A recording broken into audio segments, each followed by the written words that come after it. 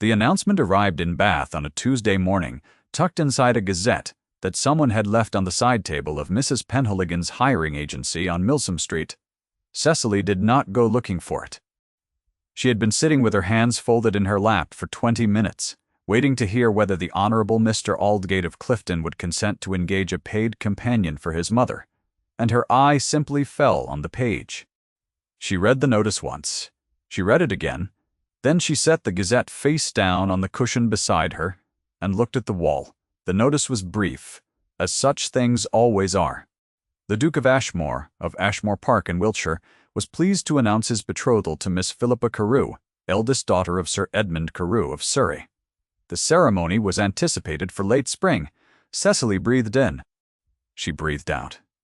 The hiring room smelled of coal smoke and damp wool, and the clock on the mantel ticked with the particular authority of a clock that has witnessed many small catastrophes and intends to continue doing so regardless. She had been in Bath for 4 months. She had come with a small trunk, £12 saved from 2 years of service, and no character reference. The character reference was the part that mattered, and it was the part she did not have. Lady Agatha, the Dowager Duchess of Ashmore, had declined to provide one. She had been courteous about it. That was the particular quality of Lady Agatha's cruelty. It never raised its voice. The woman who had wanted to write the reference, who had in fact begun it, was Eleanor Ashmore, Duchess of Ashmore, who had been dead for 5 months and 3 weeks. Cecily had served Eleanor for 3 years. She had come to Ashmore Park at 21, the daughter of a clergyman, who had run a small school in Dorset until his lungs failed him. She had no fortune and no connections, but she could read Latin and manage household accounts, and Eleanor, who had been quietly ill even then, had wanted both. They had liked each other. That was the plain and uncomplicated fact of it. Eleanor had been kind and precise and tired, and Cecily had been 21 and grateful, and between those two things something genuine had grown. The hiring room door opened. Mrs. Knepper, Penhaligon herself, appeared, wearing an expression of careful neutrality. "The Honorable Mr. Aldgate," she said, "had decided to engage a companion from London." Cecily nodded, gathered her gloves, and left.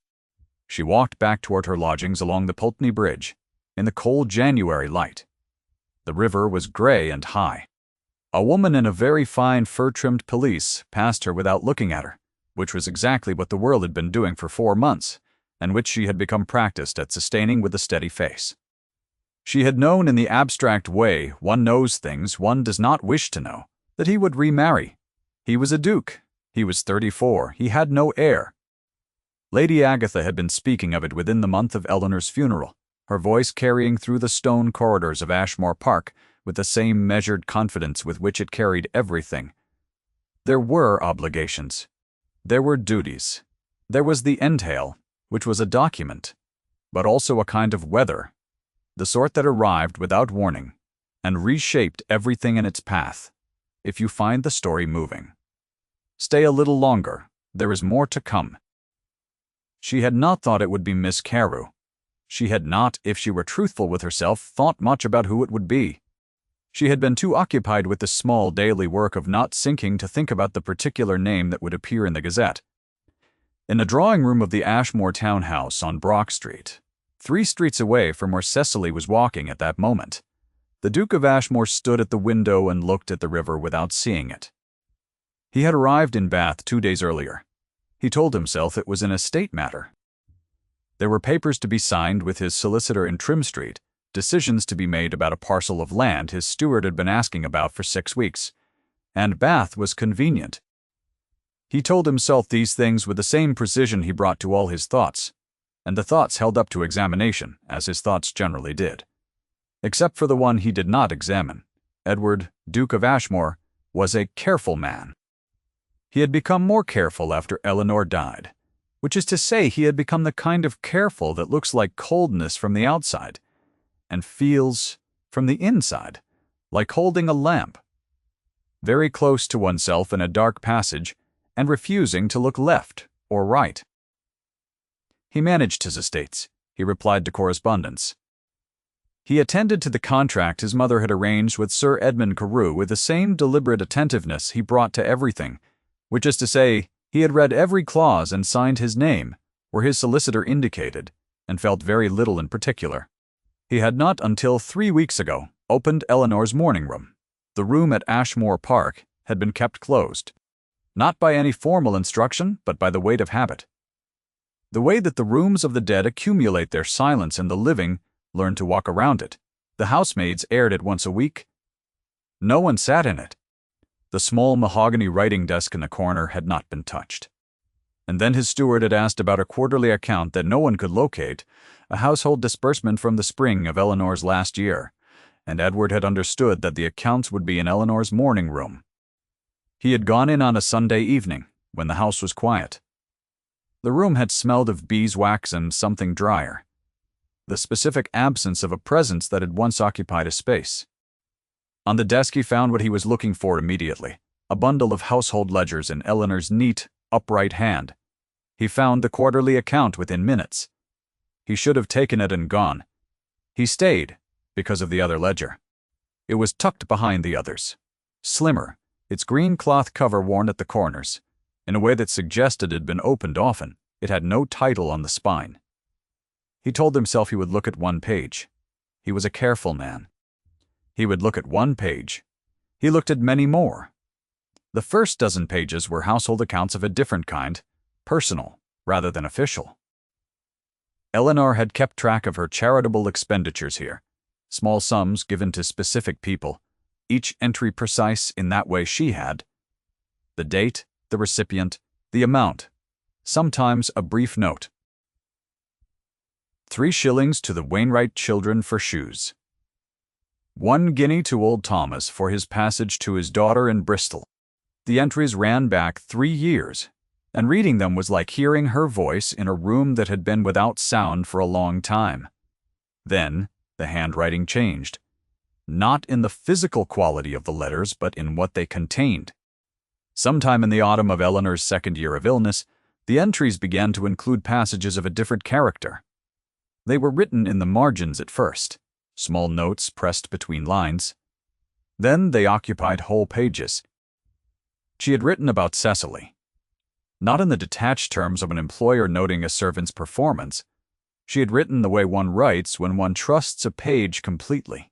Cecily read me the Virgil passage I have been wanting, and her pronunciation of the Latin is better than my husband's tutor's. Cecily noticed that my wrists had swollen before I noticed myself, and arranged for the physician without being asked and without making me feel managed. I wonder sometimes if she understands how much the afternoons mean to me. I think she does. She's very good at knowing things she does not say aloud. There were more entries. He read them all. Cecily argued with me today, which no one else in this house does. She told me the physician's proposed reduction in my daily exercise was incorrect, and that she had read the relevant passage in the medical text herself. She was right. I was glad she said so.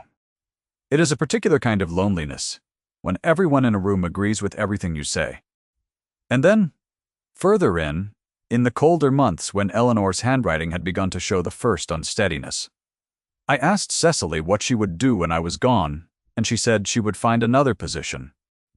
She said it with a certainty she did not entirely possess, which I recognized, because I have practiced the same kind of certainty myself. I wanted to tell her that she need not look very hard, that she would be well provided for, that I had intended to say something to Edward about it for several months and simply had not found the right occasion. I have not found the right occasion. I am beginning to understand that there may not be one. Then, in a margin so small he had to tilt the page toward the candle to read it. She sat with me this afternoon when the pain was bad and read aloud from the histories, and did not ask me once how I was feeling, which was exactly what I needed. I did not tell her. I think about the things I have not said. Edward read those passages standing at Eleanor's desk, not bothering to sit. The cold of the evening settled around him. He read about a woman he had passed in corridors for 2 years without comprehending. Then he reached the entry, dated 6 weeks before Eleanor died. The handwriting here was less steady, which was the illness. The sentences were precise. "Agatha has told me she will let Miss Marsh go. Once I am gone, she calls her unsuitable company for the house in its altered state. She means that Miss Marsh's presence is inconvenient to her plans, whatever those plans are. I have tried to write a character reference and my hand fails me. I have asked Edward to look in on the situation, and he is very attentive when I speak, and I do not think he hears me. I am trying not to be frightened about this. Miss Marsh has done nothing wrong. She has done rather the opposite of nothing wrong. And I want very much for someone to see that who is in a position to act on it." The entry ended there. Eleanor had not finished it. There was a space below the clean cream of unwritten page, and then nothing. Edward set the ledger down on the desk with a care that was very close to reverence. He sat in Eleanor's chair for a long time. He thought about the papers he had signed in the weeks after Eleanor's death, the estate adjustments, the household reorganizations, the dismissal notices that his mother had placed before him in a neat stack, and he had signed without reading, because he had been too inside his own grief to see past the surface of any document placed before him. He had signed Cecily's dismissal. He had done it without knowing what he was signing. He had done it at the bottom of a stack while his mother stood beside him and spoke about necessary adjustments to the household.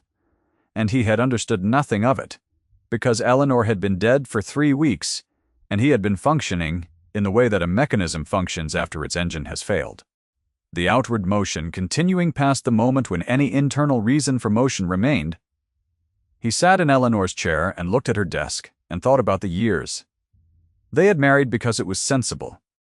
Eleanor had been 22, the daughter of a respectable Wiltshire family, and she had been intelligent and composed, and they had liked each other in a quiet, measured way that had seemed at the time like a reasonable foundation. He had thought that was what marriage was, the quiet, mutual respect of two people who were not especially well suited to extravagance of feeling. He had not known he was withholding anything from her, which is the particular failure of people who do not know what they have to give. When she fell ill, he had managed it the way he managed everything. He had engaged the physicians. He had arranged the household.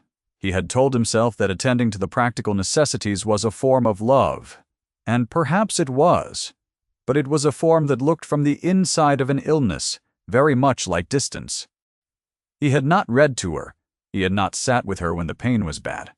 He had given her a companion to do those things and told himself he was being sensible. He thought about the entry in the margin. "She sat with me this afternoon when the pain was bad, and read aloud from the histories, and did not ask me once how I was feeling, which was exactly what I needed." He had not known what Eleanor needed. Someone else had. He had signed the dismissal papers and grieved Eleanor and gone on in the way he had always gone on, which was capably and entirely alone, and he had accepted his mother's contract with Miss Carew, because it was the kind of decision that could be made from the part of himself that still functioned. And he had not examined whether there was another part.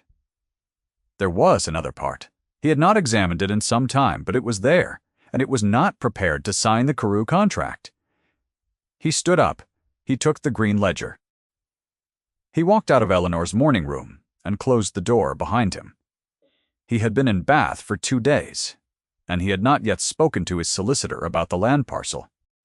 He had spoken to a footman at his lodgings, a young man named Price who had come down from Ashmore Park with him, and Price had told him, when asked in what Edward hoped was a neutral tone, that there was a Miss Marsh engaged as a reader for old Colonel Ashfield in Gay Street.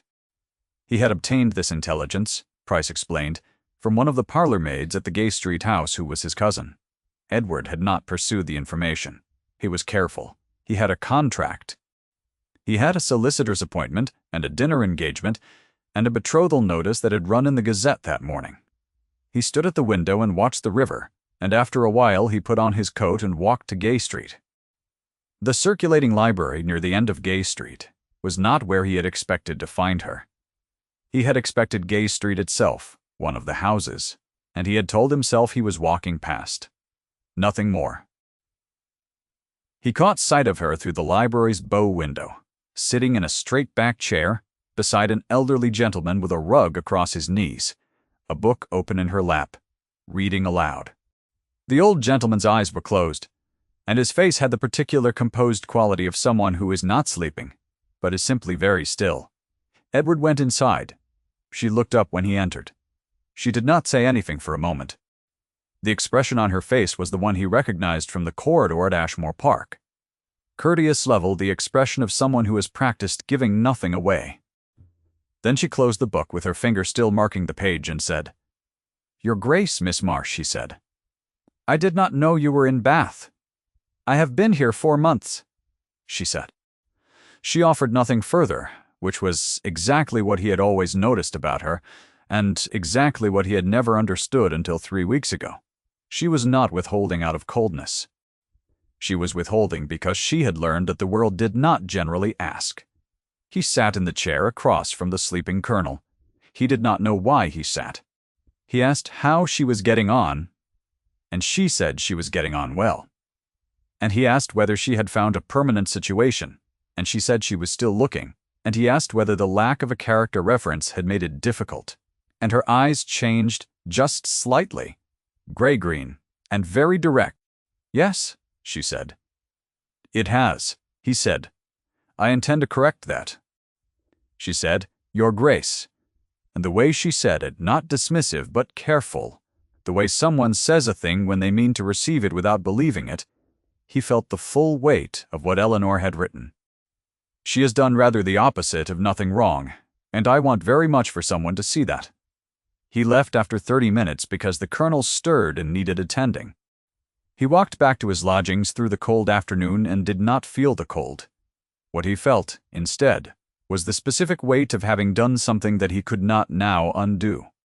Not the visit itself, which was explicable and would be explained away if asked about. Why? What he could not undo was that he had looked at her face across the library table and understood, with the clarity that good prose sometimes produces in unwilling readers, something he had been working very hard not to understand for 3 weeks. She had not been glad to see him. She had been composed and civil, and had answered his questions with the careful precision of someone who had learned that it was safest to give only what was asked for. Her hands folded over the closed book were very still. There had been a moment, though, when he said, "I intend to correct that," when something had moved across her face, something not quite hope, and not quite its opposite, something that stood in the uncertain ground between them, and he had recognized it because he had felt the same thing himself in Eleanor's morning room, reading about a woman who had sat in the cold with an old man and read aloud from the histories without being asked how she was feeling. Lady Agatha Ashmore stood in the center of Lady Throckmorton's drawing room as though she had built it herself.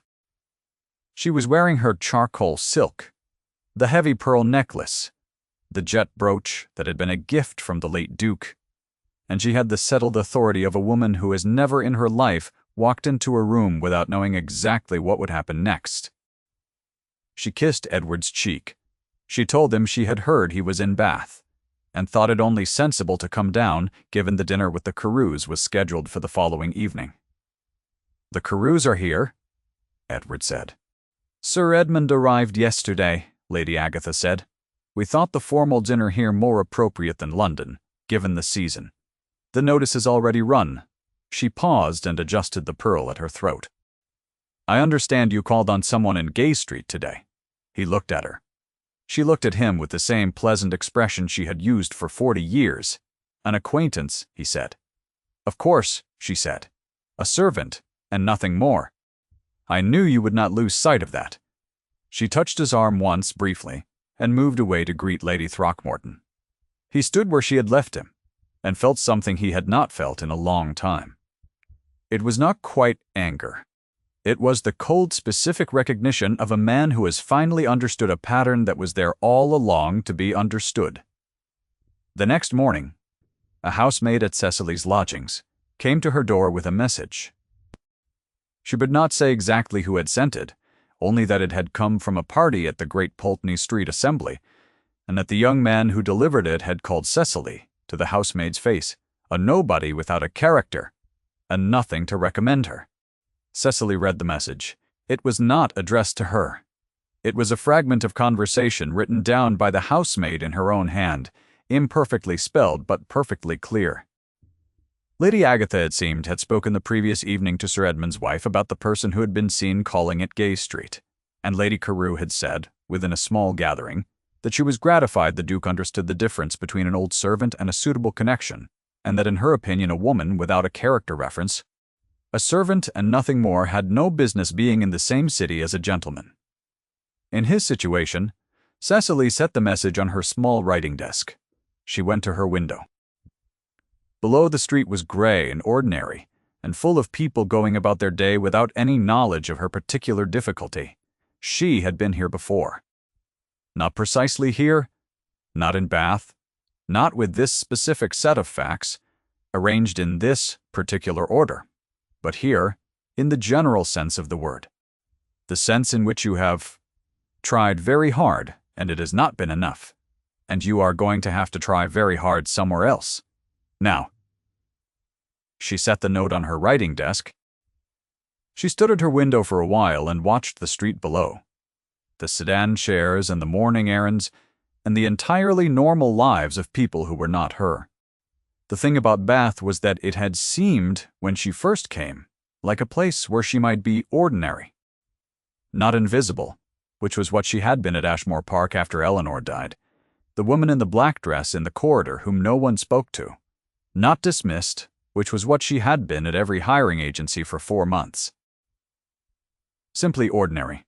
A woman going to a library, a woman reading aloud to an old man who needed it, a woman eating her supper alone in a lodging house and writing letters to no one in particular, because the letters themselves were a comfort, the act of composing sentences.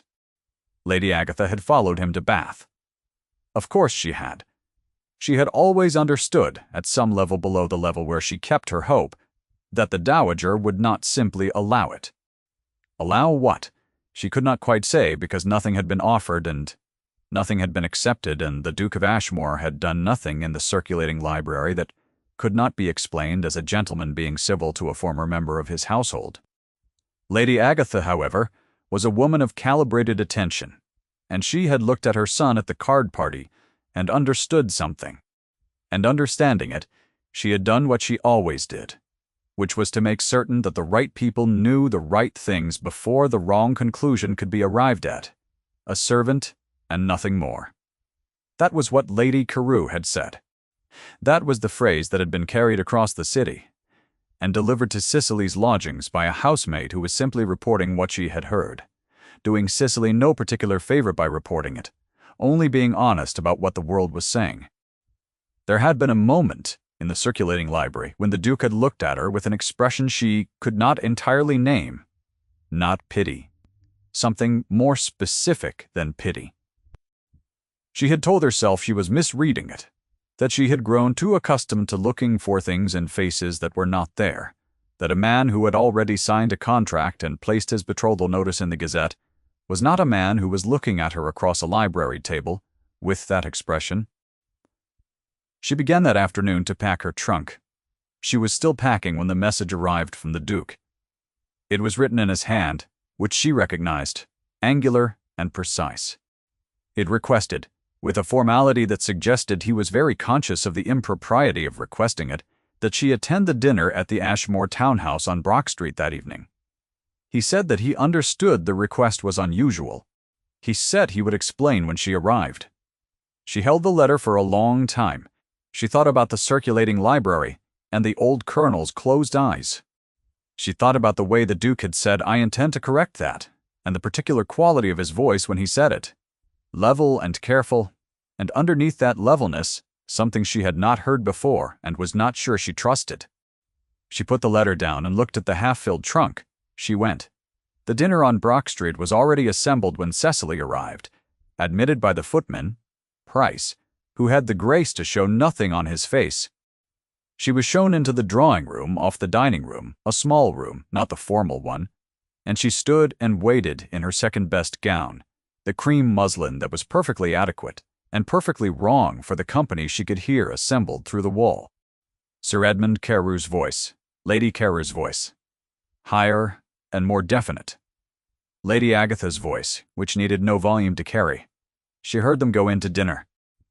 She stood in the drawing-room and thought about Eleanor's morning room which she had not entered in the last 4 months of Eleanor's life, because Eleanor had needed rest, and which she missed, which she had always thought of, not as a room she cleaned or maintained, but as a room where she had been, for the first time in her adult life. The walls of the small drawing room were yellow silk. A fire had been lit for no particular reason, or perhaps for her benefit, and it cast a warm, uneven light across the floor. Cecily stood near the mantel and listened to the sound of cutlery and voices through the wall and breathed steadily, and told herself she did not know what she was doing here. She knew, in the way she had learned not to name knowing, exactly what she was doing here. The letter had been angular and precise, and underneath its careful formality, something had been implied that she had spent 2 hours trying not to read. He said he would explain when she arrived. He would not have summoned her to a formal dinner with his betrothed's family to write a character reference. A man who wanted to write a character reference wrote it at a desk. He did not summon witnesses. The dining room door opened. Price appeared and said in a murmur that His Grace would like her in the dining room. She walked in. The room was candle-lit, a long table set for 7, and the 7 faces turned toward her with varying expressions. Lady Agatha's face was arranged in a careful pleasantness that meant nothing at all.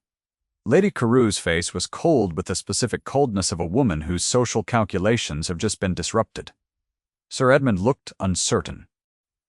Miss Philippa Carewe, who was sitting beside the chair at the head of the table, and who was very beautiful in the way that people are very beautiful when everything has always confirmed that beauty for them, looked confused. 2 elderly men, who must have been Sir Edmund's associates, looked at their plates. The Duke rose from the head of the table. He was wearing the navy tailcoat. He had the ledger in his hand. Cecily had not known it would be there, had not known this was what he intended, and the sight of it, the green cloth cover worn at the corners, was a physical shock, like stepping from a warm room into cold air. He set it on the table beside the contract. The contract was there, 3 pages of close type, awaiting only the signatures on the final page that would finalize the betrothal. "I have asked Miss Marsh to join us," Edward said, "because there is something I must say in front of witnesses, and I would prefer her to be one of them." "Edward," Lady Agatha said, and her voice was the voice of a woman who has handled difficult moments before and intends to handle this one. He did not look at her. He turned to the entry from 6 weeks before Eleanor died, and he read it aloud. His voice was level. He read Eleanor's words about Cecily, the ones about the Latin and the swollen wrists and the afternoons, and he read the final entry, the one about Lady Agatha's intentions, the one about the unfinished character reference, the one about, "I want very much for someone to see that who is in a position to act on it." The room was completely silent. The candles held. "My wife wrote this," he said, "and then she died, and I did not read it for 5 months because I did not open her morning room. I signed papers I should have read. I corrected that error to the degree I am able, and I will be writing Miss Marsh a character reference this evening, signed in my name, which is what my wife wished to do and could not complete." He looked at the contract. He looked at it for a moment with the expression of the man who has made a decision some time ago and is simply arriving at the action. The decision requires. He picked it up. He tore it in half, cleanly, the paper separating with a sound that was very small in the silent room. He set the 2 halves on the table. "Miss Marsh is my intended," he said. "The contract with Miss Carewe is void." Lady Agatha made a sound. She did not speak.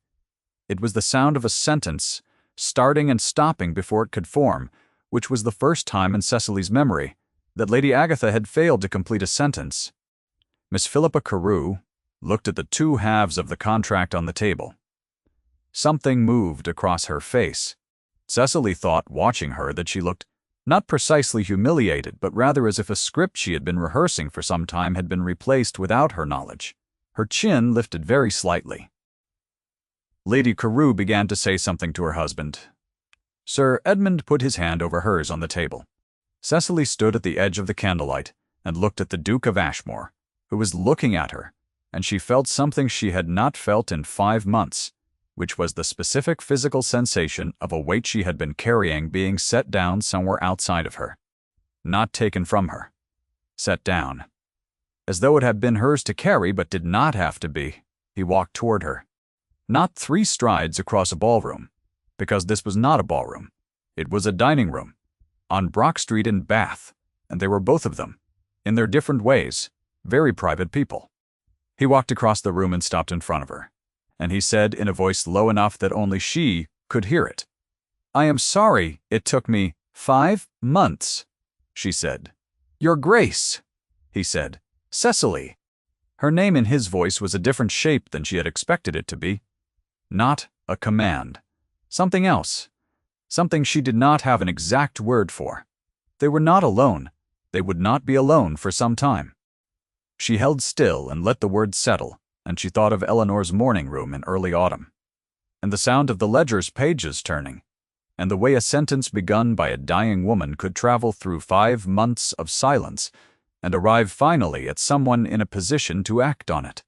3 weeks later, Ashmore Park was still cold, but the kind of cold that comes before spring, rather than the cold that comes before more cold, which is a different cold entirely. The lawns were brown and wet, the elms bare, and the stone of the house held the gray-white sky behind it like something very old and very patient. Cecily walked the gravel path along the east side of the house, and Edward walked beside her at a distance that was respectable and had been, over the course of 3 weeks, very slowly contracting. He had driven down from Bath 2 days after the dinner. He had spoken to his solicitor about the character reference, which had been written and delivered. He had spoken to his steward. He had spoken in a very brief and very final conversation to Lady Agatha, who was returning to her own house in Gloucester, and who had, in the end, said very little. She was a woman who understood when a position had become untenable. Cecily had come back to Ashmore Park, not at his invitation, but at Eleanor's morning rooms. That was how she thought of it, which she understood was a particular way of thinking that not everyone would share. She had spent 3 years in that room, reading and accounting, and simply sitting in the presence of a woman who thought carefully about what she said, and was honest when it mattered, and there was a kind of grief in not having been able to return to it after Eleanor died. Not a grief. She had named the sort that you carry without examination because examining it would require sitting down somewhere, and she had not, for 5 months, been in any situation that permitted sitting down. She had asked him, in Bath, whether she might be permitted to return the ledger to the room it had come from. He had said yes. She had come down on the mail coach, which was cold and crowded and entirely adequate. And Price had met her at the door. Eleanor's morning room had been opened. Someone had put a fire in the grate.